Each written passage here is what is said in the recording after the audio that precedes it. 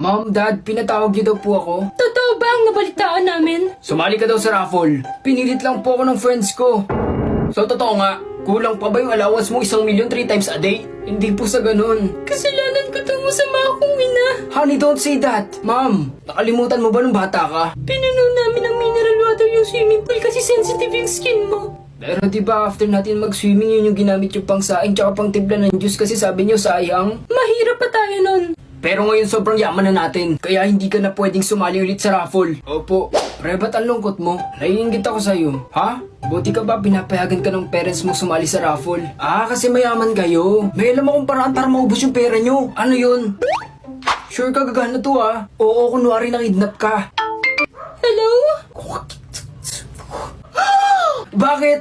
Kausapin ka daw. Hello? Bakit? Low ba? Charge ko muna. Ano nangyari? Nawala. Sino to? Kami yung tinawagan nyo kanina. Sorry na, Lobat. Kinidnap namin ang anak nyo. Tumawag ka ng pulis! Wag naman! Wag daw. Sayang, 1,000,000 kapalit ng anak nyo. Hoy, hindi lang 1,000,000 yung halaga ng anak ko. Oo nga, 30 million yan. Dalhin nyo ang pera at magkita tayo sa tapat ng